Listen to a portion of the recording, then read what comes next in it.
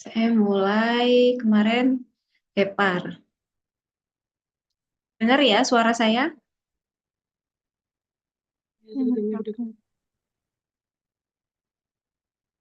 Oke. Hepar ini slide-nya sedikit ya.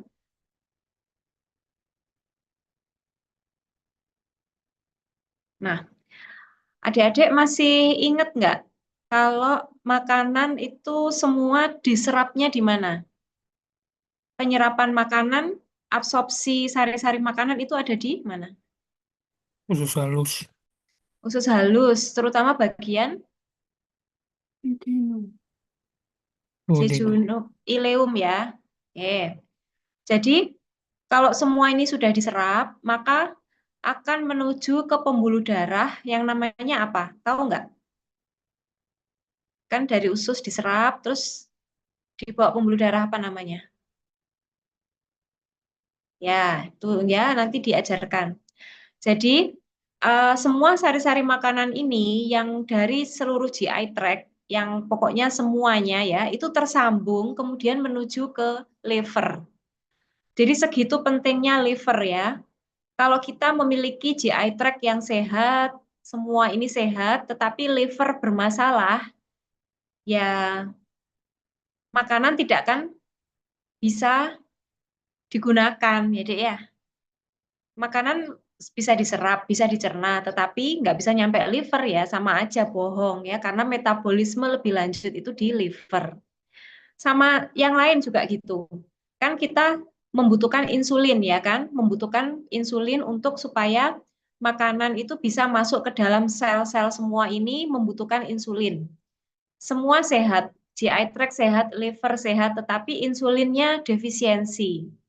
Ya sudah, juga tidak bisa menggunakan sari-sari makanan. Oke, sekarang kita sudah pelajari insulin kemarin, kita sudah pelajari GI tract kemarin. Sekarang kita mempelajari nasib makanan setelah menuju ke liver. Fungsi dari liver. Oke, liver itu organ yang paling besar ya, dia bisa menampung seluruh makanan-makanan ini semua masuknya ke liver. Jadi ini adalah organ tunggal ya. Setelah kulit ya, setelah kulit dia organ tunggal yang paling besar. Nah, dia lokasinya di daerah perut kanan atas. Kalau kiri itu lambung. Next. Nah, dia ada 4 lobus ya. Kalau dipotel-potel ya, dipotong-potong itu ada 4 lobus. Ini namanya lobus. Jangan keliru sama lobulus. Jadi lobus itu terdiri atas lobulus, lobulus, lobulus ya. Nah, lobulus-lobulus ini kalau kita animasikan bentuknya adalah seperti ini, segi 6. Nah, ini kayak lebih enaknya melihat ya kreatornya. Di animasi itu bentuknya segi 6, itu lobulus. Lobulus itu adalah unit fungsional. Jadi kalau ibarat adik-adik ini punya pabrik ya, pabriknya itu ada gudang garam misalnya.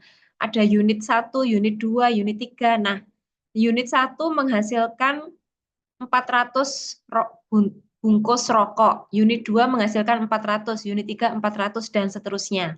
Nah, jadi satu unit itu namanya unit fungsional. Nah, kalau di lever itu unit fungsionalnya adalah lobulus, satu lobulus ini. Oke? Nah, terus kita mundur lagi. Jadi lobus terdiri atas lobulus-lobulus. Kemudian suplai darah. Nah, tadi kan saya tanya, ternyata adik-adik nggak tahu ya. Jadi seluruh asupan dari GI tract ini kemudian kemana? Kan gitu. Nah, dia akan dibawa ke hepar melalui ini dia, pembuluh darah vena porta hepatica. Porta, jadi kayak angkutan gitu ya, bleng, semua masuk ke dalam liver. Lemak, asam amino, glukosa ya, semua masuk liver. Nah, terus ternyata liver ini kan kayak makanan ya. Terus tetap liver membutuhkan oksigen ya, seluruh seluruh tubuh kita membutuhkan oksigen, maka dia juga mendapatkan suplai dari arteri hepatika. Jadi untuk liver ini suplai darahnya itu ada dua, dari arteri hepatika yang membawa darah kaya oksigen, dan dari GI tract yang membawa darah kaya sari-sari makanan.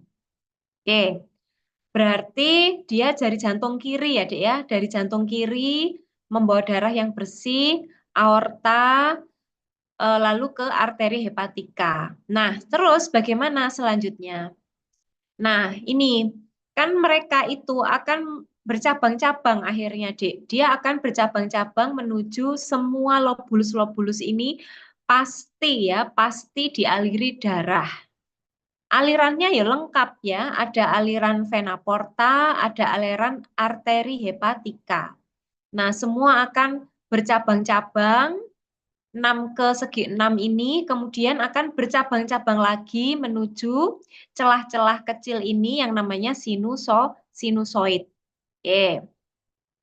Ibaratkan ini adalah irigasi sawah. Jadi setiap celah-celah sawah ini ya ada airnya. Nah, ini adalah namanya sinusoid. Jadi adil, rata. Masing-masing sel ini kan kotak-kotak ini sel-sel-sel ya. Kalau dibesarkan kayak gini, sel-sel hepatosit, sel hati atau hepatosit itu pasti menerima suplai vena porta dan menerima suplai arteri hepatika karena dia bercabang-cabang. Dah, namanya sinusoid ya, gang-gang kecil ini. Kemudian setelah itu akan berkumpul semuanya ke tengah ya. Tengah ini adalah vena sentral. Vena sentral di tengah-tengah lobulus tengah-tengah ini, vena sentral. Oke, terus habis itu dari vena sentral kemana? Vena sentral kan tentu akan kembali lagi ke jantung. Ya, keluarnya ini dari vena sentral banyak ya, vena sentral, lalu akan ke vena hepatika lalu kembali ke jantung kanan, sebelah kanan. Nah, ini darahnya darah kotor ya. Darah dari hati mengandung CO2 banyak. Kemudian berkumpul di jantung sebelah kanan. Kemudian menuju ke paru-paru. Nanti di bab kardio, kalian harus paham sirkulasi jantung ya. Nah, ini udah. Terus habis itu maka liver terdiri atas lobulus-lobulus ya. Dia adalah unit fungsional. Artinya satu lobulus ini sudah berfungsi, sudah menjalankan fungsinya. Nah, lobulus tersusun atas ada sinusoid, ada vena sentral, dan ada triad porta. Ini triad porta di setiap sudutnya. Nah, ada dua sel yang penting, hepatosit, sel hati, dan ada sel Kupfer.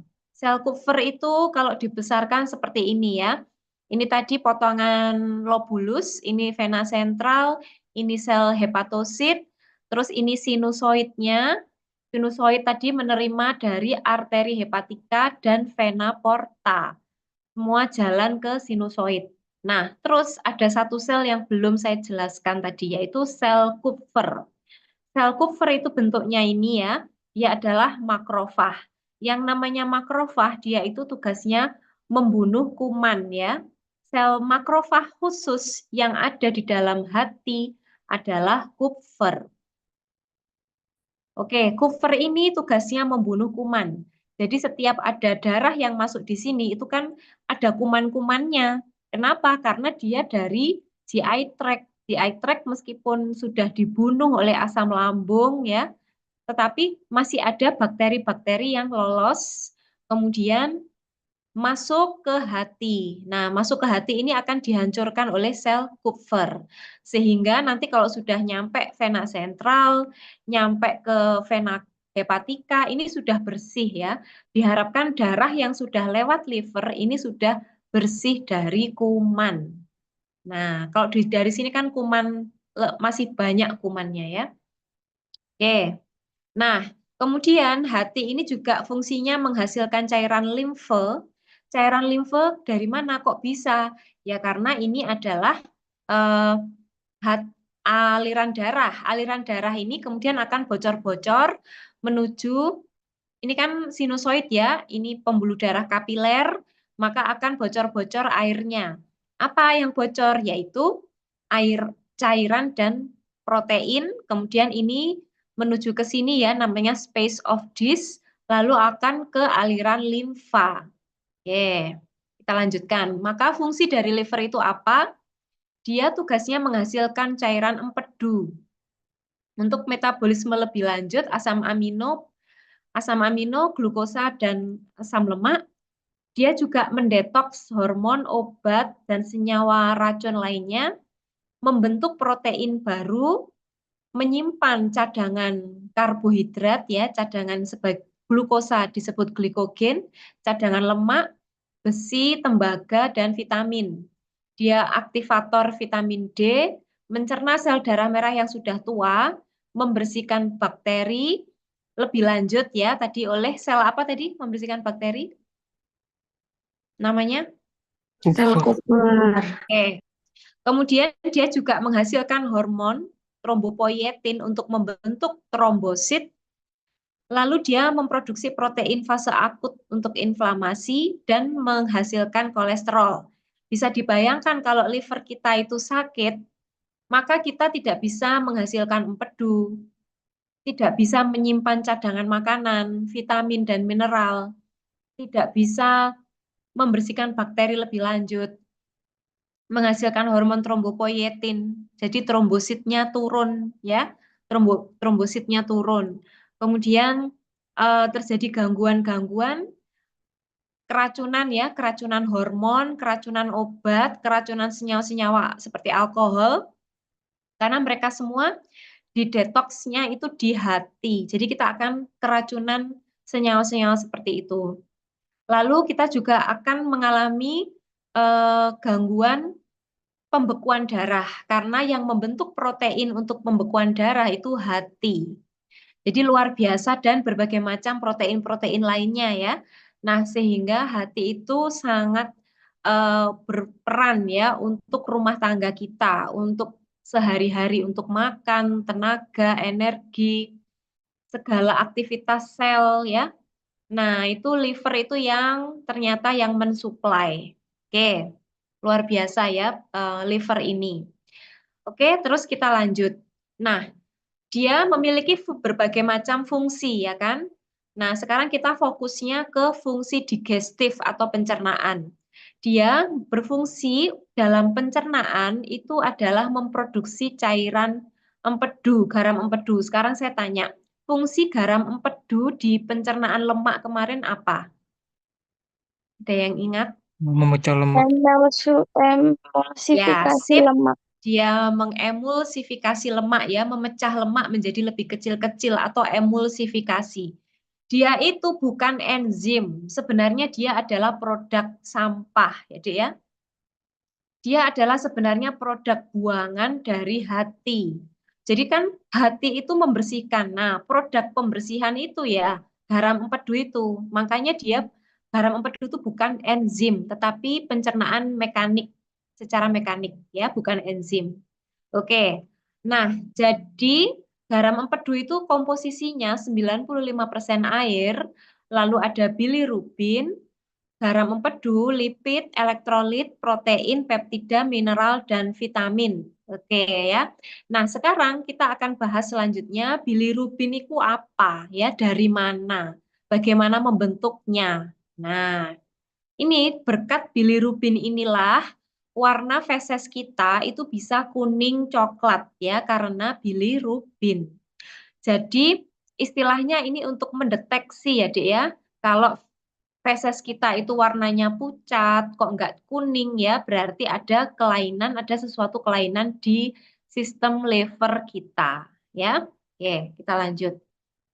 Nah, jadi setiap ini deh, ini kan adalah hepatosit, hepatosit, hepatosit, hepatosit, semua ini. Nah, itu bayangkan buahnya ya, banyak sekali. Ini masih satu lobulus, belum satu lobus ya kan. Nah, sehingga produknya itu kayak gini alirannya. Nah, hepatosit akan menghasilkan cairan empedu, kemudian akan dibawa ke salurannya empedu. Jadi empedu punya saluran sendiri, limfe punya saluran sendiri, vena porta ada sendiri, arteri hepatika ada sendiri, kemudian mereka ya yang berkepentingan kayak vena porta dan arteri hepatika bersatu di sinusoid lalu menuju vena sentral. Yang lain-lain punya aliran sendiri, yang limfe dan empedu. Oke, sekarang kita bahas. Nah, ketika mereka empedu-empedu dari tiap-tiap saluran-saluran duktus ini ya, dari setiap lobulus itu akan mengalir ya, Dek ya, mengalir intinya menuju ke cabang-cabang sebanyak ini. Terus semuanya akan bermuara ke ductus cysticus atau kantong empedu untuk disimpan, untuk dikonsentrasikan menjadi lebih pekat ya. Itu di kantong empedu atau gallbladder. Oke. Masih ingat apa enggak siapa yang merangsang kantong empedu berkontraksi? Hormon apa? Kolesistokinin. Oke, kolesistokinin ya atau CCK. Nah, kolesistokinin itu kan dihasilkan oleh duodenum toh hormonnya. Nah, kalau kimus mengandung lemak dan protein, maka CCK akan keluar, CCK menuju ke kantong empedu membuat kantong empedunya kontraksi, lalu keluarlah empedunya. Dan sfinkter OD ini yang di sini sfinkter di sini maka akan relax. Jadi terbuka garam empedunya bisa di sini ya, di duodenum. Oke, lalu terjadi emulsifikasi lemak. Lalu ketemu dengan enzim-enzim dari pankreas seperti lipase. Nah, lalu menjadi lebih kecil. Jadi kalau orang yang garam empedunya ini nggak ada, cairan empedu nggak ada, karena empedunya sudah diambil ya, maka orang ini tidak bisa mencerna lemak. Kalau nggak bisa mencerna lemak gimana? Maka lemak akan keluar utuh ya, utuh di sini lemak-lemak dari fesesnya. Oke, ini tidak usah eh, ini alirannya ya, gampang kok ya. Jadi dari eh, gallbladder akan menuju ke ductus cysticus. Dari gallbladder menuju ductus cysticus. Lalu ductus biliaris communis, lalu ke duodenum. Oke. Next, nah ini kemarin alhamdulillah adik-adik sudah dijelaskan ya, maka untuk melakukan pemecahan lemak, lemak menjadi lebih kecil-kecil, bisa dicerna oleh lipase, kemudian akan menuju diserap usus ke pembuluh limfe. Oke.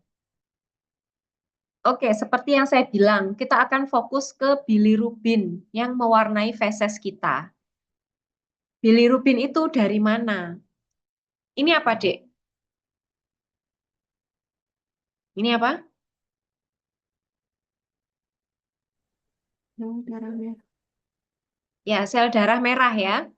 Sel darah merah ini kalau sudah tua kan seperti yang dibilang slide ini tadi, mencerna atau menghancurkan sel darah yang sudah tua, sel darah merah yang sudah tua. Oke, nanti sel darah merah ini akan dicerna oleh sel Kupfer ya di hati. Dan ada yang di limfa, makrofag yang ada di limfa, makrofag yang ada di sumsum tulang merah. Tapi yang liver kan khusus ya namanya Kupfer. Terus nanti sel darah merah akan hancur menjadi globin dan hem. Globin ini protein asam amino yang masih di recycle ya, masih penting. Sedangkan hem itu akan dipecah menjadi Fe yaitu besi. Besi tadi disimpan di hati menjadi ferritin, lalu hem juga menjadi biliverdin. Biliverdin berubah menjadi bilirubin. Bilirubin lalu akan dibawa ke sel hati ya. Ini kan ceritanya ceritanya ini kan di sel Kupfer ya, Dek, ya di makrofag mana-mana pun. Nah, lalu akan diangkut menuju ke hepatosit. Nah, di hepatosit akan dirubah menjadi bilirubin yang terkonjugasi. Bilirubin ini sifatnya lebih mudah larut air ya, lebih mudah larut air. Kemudian inilah yang akan dikeluarkan, akan disekresikan menuju ke duodenum.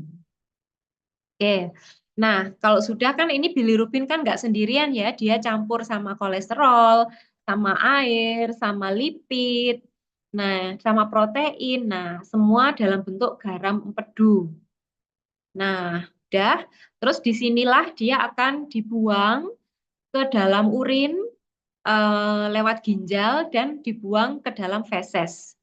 Terus bagaimana nasib globin dan juga Fe ketika tubuh membutuhkan, maka mereka akan menuju ke sumsum tulang untuk dibuat sel darah merah yang baru.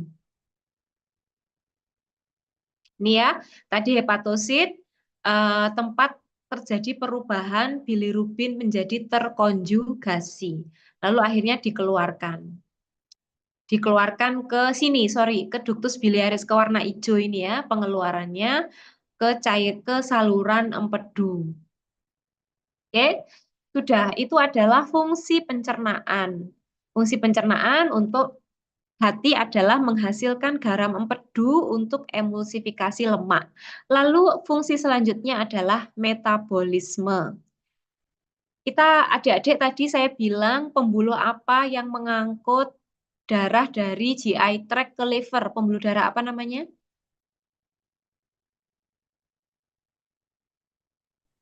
Vena porta. Ya, vena porta ya. Sip, sip.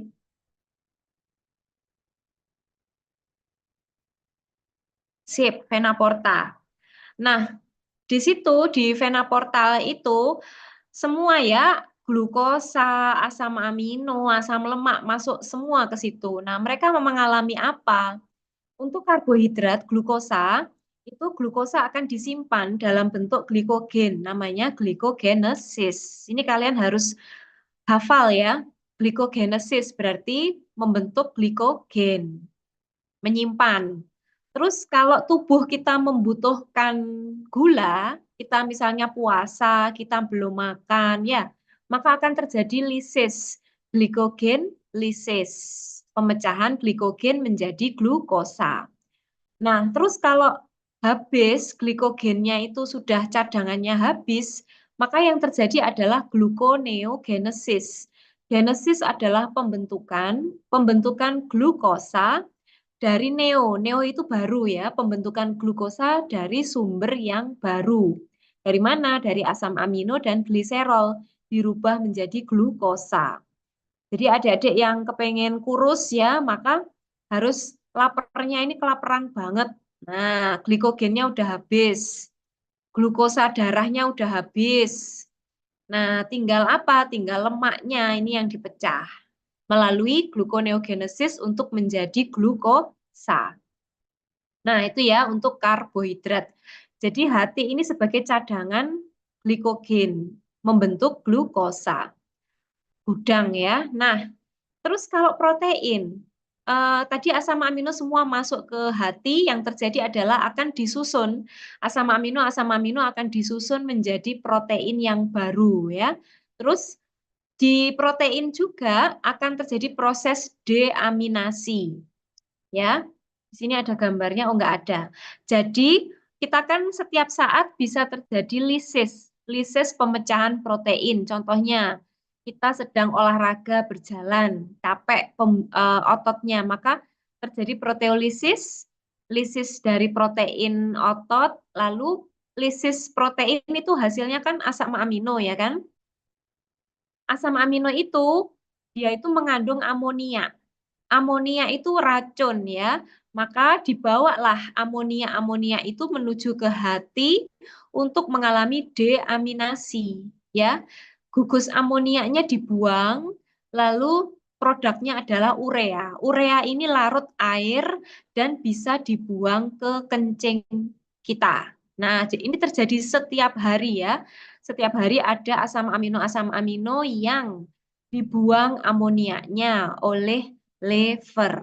Jadi bisa dibayangkan kalau kita mengalami sakit liver naudzubillah, maka yang terjadi adalah tidak bisa menyimpan gula, tidak bisa membuang amonia ya, tidak bisa mensintesis protein yang baru. Jadi gangguan yang sangat besar.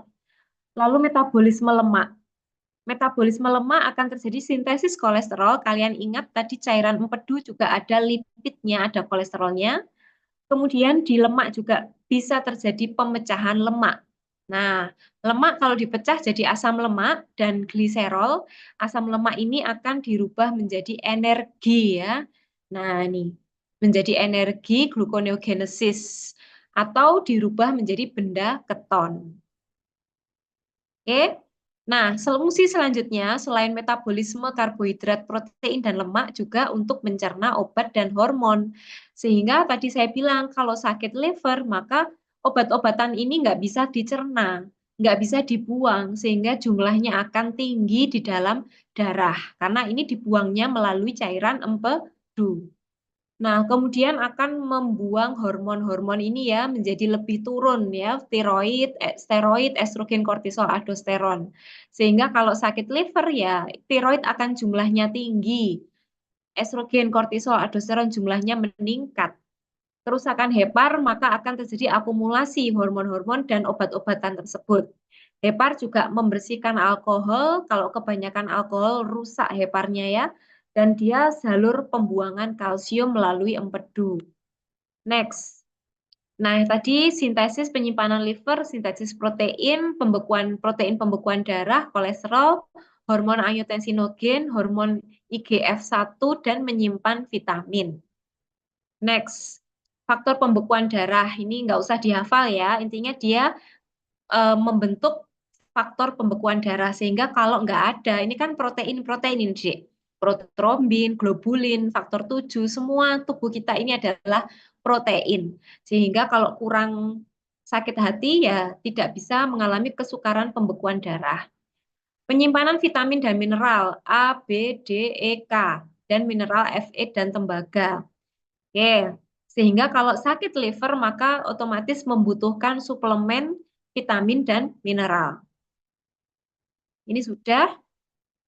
Terus ini tadi sudah saya singgung bahwa ada kantong empedu. Kantong empedu untuk menyimpan dan mengkonsentrasikan empedu menjadi lebih pekat. Nah, kontraksi ini tadi sudah dijawab temenmu ya. Kontraksi dari kantong empedu atau gallbladder itu diperankan oleh hormon CCK. Dia juga mengekspresikan empedu ya di kantong empedu. Di mana semua hepatosit setiap hari, semua hati ya, semua liver itu menghasilkan 100 ml empedu kurang lebih setengah gelas air mineral. Nah, dia warnanya coklat, kuning, coklat kehijauan. Jadi untuk mewarnai feses, pH-nya sedikit basah ya. Isinya air, mengandung empedu, kolesterol, dan seterusnya. Dia adalah hasil pembuangan, namun dia penting ya, sekresi dari pencernaan untuk mencerna lemak. Selesai setengah jam cukup. Ada pertanyaan apa tidak, adik-adik? Untuk materi yang kemarin boleh, materi hari ini boleh, silakan. Saya beri waktu.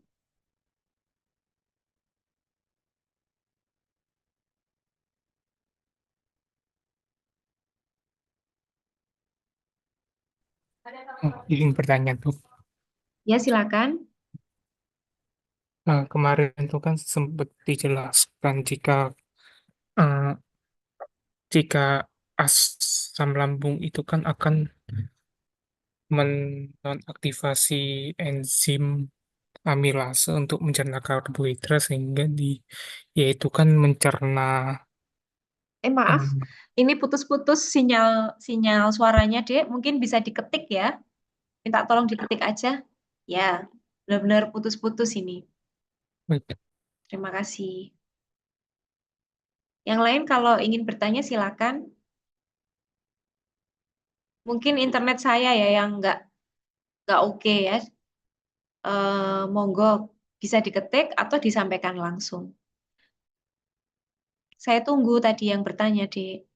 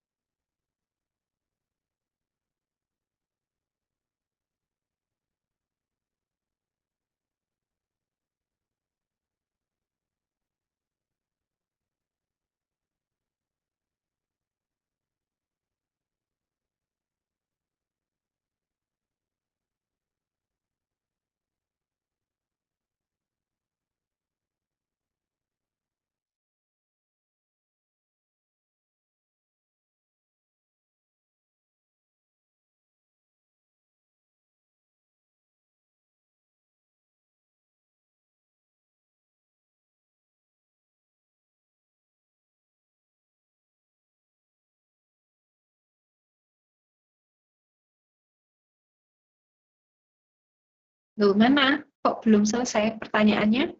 Sebentar dok, masih Oh iya, dikirim. nggak apa-apa.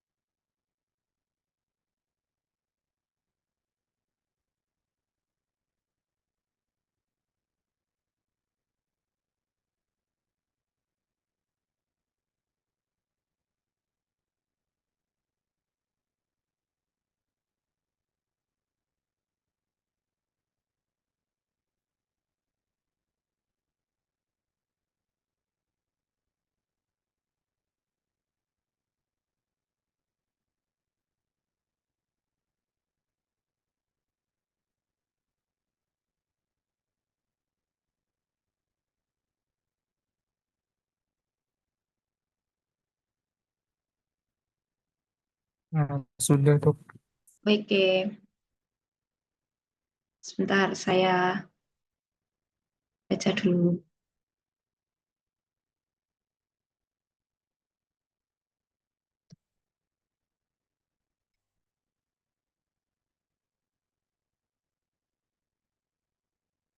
Asam lambung menghambat enzim amilase, sehingga pepsin dan lipase pada lambung itu akan teraktivasi. Nah, ini nggak gitu ya. Jadi asam lambung memang menghambat amilase. Nah, asam lambung kemudian mengaktifkan pepsin. Oke, jadi nggak urut ya, maksudnya harus menghambat amilase dulu, terus habis itu pepsinnya baru aktif, enggak. Jadi kayak dewe-dewe gitu ya, sendiri-sendiri. Oke, itu benar ya, sip. Terus pertanyaannya, jika makan yang mengandung karbo, protein, dan lemak bersamaan, bagaimana karbohidrat dengan karbohidrat dikarenakan enzim amilasenya tidak aktif? Oke, siap, Dek. Jadi tadi kemarin itu kan amilase itu di mulut mengubah menjadi disakarida, mengubah karbohidrat menjadi maltosa. Nah, tapi sampai di lambung itu biar dulu tetap menjadi disakarida atau maltosa itu. Kemudian nanti ketika masuk di duodenum, jangan lupa kemarin ya, di duodenum itu akan ada enzim pankreas, namanya juga amilase juga namanya. Nah, itu akan lanjut lagi pencernaan terhadap maltosa itu tadi akan lanjut lagi ya terhadap karbo-karbo yang lainnya. Begitu ya. Jadi cuma stopnya di lambung, nanti di duodenum akan aktif kembali. Oke, terus yang kedua, apakah karbohidrat sendiri tidak dicerna melalui lambung? Iya. Fokusnya kalau di mana itu di lambung itu protein dan lemak. Tetapi jangan lupa kalau di sana juga pencernaan mekanik yang dikeruas-keruas itu ya, pakai peristaltik. Jadi ya lumayan agak-agak hancur ya, lebih hancur lagi. Apakah karbohidrat sendiri tidak dicerna melalui lambung atau hanya dicerna oleh enzim amilase, saliva, dan pankreas? Iya. Kalau pencernaan secara kimiawi adalah amilase dari saliva dan pankreas.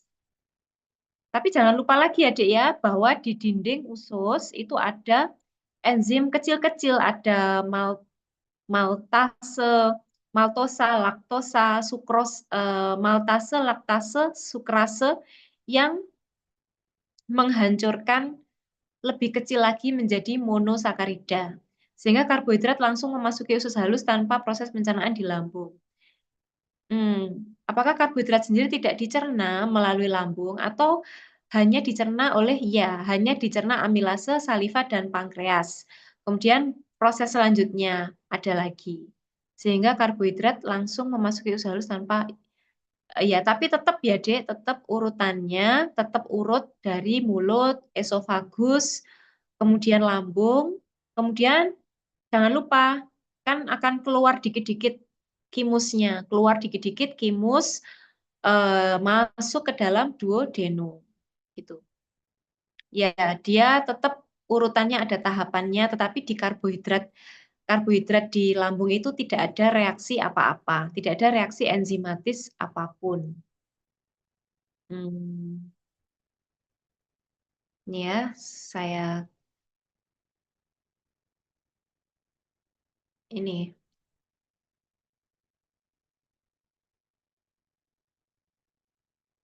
Bentar.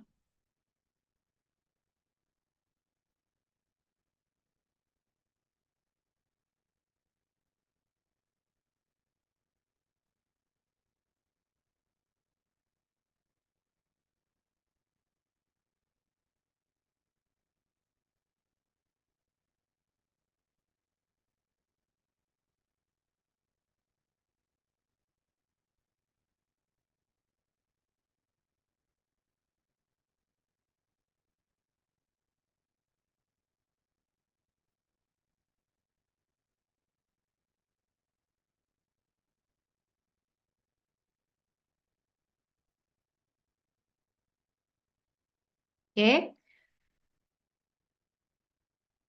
Nah, segini aja ya, nggak usah besar-besar.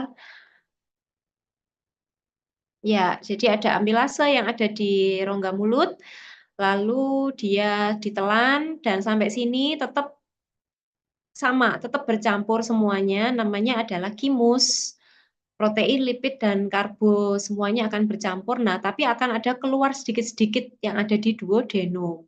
Nah, ketika kimus ini sudah jumlahnya cukup di duodenum, ini yang terjadi.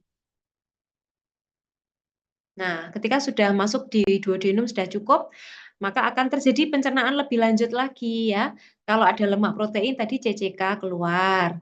CCK akan membuat pankreas mengeluarkan enzim. Apa aja enzimnya ya? Ada amilase, lipase, protease, tripsin, dan seterusnya. Terus pencernaan lebih lanjut lagi. Yang kurang sempurna tadi di lambung, di mulut kurang sempurna dilanjutkan di usus halus. Begitu. Terus apa namanya karbohidrat juga demikian, keluarlah GIP GLP-1. Nah, ini hubungannya dengan sistem endokrinnya pankreas, di mana insulin akan keluar. Insulin kan untuk memasukkan glukosa ya ke dalam sel. Begitu. Oke, apakah sudah bisa dipahami, Dek? Mohon maaf, dok, izin pertanyaannya lagi, dok. Berarti Ya, berarti untuk di pencernaan sendiri ini berarti lobus karbo, berarti ini lobus karbohidratnya itu hanya diubah menjadi kimus, dok. Begitu. di lambung maksudnya. Ya. Ya, kimus itu semua, campuran semua ya. Di lambung ya, namanya menjadi kimus. Dari bolus kan yang istilah yang di mulut, dan esofagus, kemudian menjadi lebih halus lagi di lambung namanya kimus gitu. Semua secara umum. Gimana? Bisa dimengerti, Dek? Ya, dok, mohon maaf, izin bertanya lagi, Ya. dok. Mohon maaf, eh, mohon maaf, mohon maaf banyak sekali. Jadi, jika pengosongan lambungnya berhenti, berarti nanti eh, kimusnya itu tidak akan masuk lagi ke duodenum ya, dok ya. Iya, betul. Di slide ini ya, sebentar. Ya, nanti kalau kan kimusnya kalau udah banyak di mana ini di usus halus kan ini berproses toh. Dia bekerja. bekerja mencerna mereka-mereka semua ini. Maka biar jenak dia bekerjanya, maka mekanisme yang selanjutnya yaitu yang otomatis ya, karena saraf, karena sekretin, CCK, GLP1, GIP, dan larutan hiperosmolar, mereka akan menghentikan kerjanya lambung gitu. Stop dulu ya, dia tuh agak pelan-pelan biar nggak menambah lagi kimusnya supaya timus di usus halus itu sempurna pencernaannya. Nanti kalau udah kosong lagi usus halus, keluar lagi dari lambung, begitu. Baik dok, terima kasih. Sebelumnya mohon maaf juga saya agak banyak bertanya dok. Nggak apa-apa, seneng ya, sama-sama. Baiklah, oke, sip ya. Kalau tidak jelas, memang harus kalau untuk memahamkan, maksudnya untuk kita pemahamannya itu supaya benar, gitu, sepakat. Nah, itu memang perlu dikonfirmasi, dikonfirmasi lagi. Sip ya. Apakah ada lagi yang ingin berpendapat, bertanya, silakan.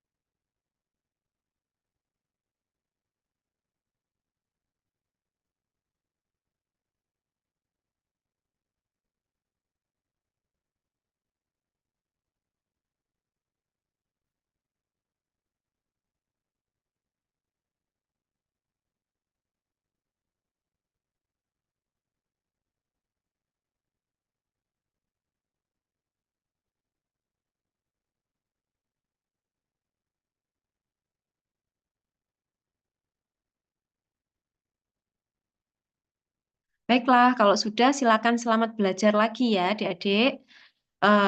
Harus diulang ya. Itu nyambung kan materi GI tract, eh, materi pankreas, kemudian kalau kelaparan berarti glukagon, kortisol, epinefrin, growth hormone ya. Kemudian ada materi dari liver, semuanya nyambung. Terus belum lagi sambungan hipotalamus, hipofisis dengan reproduksi, dengan tiroid, paratiroid. Nah, itu adik-adik pelajari dulu ya sebelum nanti pindah ke materi Dr. Ardani, kardio dan ginjal. Baiklah, selamat belajar, semangat, mudah-mudahan bisa maksimal ya mengejar kemarin yang nilainya belum naik ya, saya lihat masih mungkin 40% itu belum naik, jadi dimohon digenjot lagi ya, jangan menyerah, jangan putus asa. Baiklah, selamat belajar adik-adik, saya akhiri. Assalamualaikum warahmatullahi wabarakatuh, selamat siang. Waalaikumsalam warahmatullahi Waalaikumsalam wabarakatuh. Terima kasih warahmatullahi dok. Terima kasih dokter. wabarakatuh. Terima kasih dokter.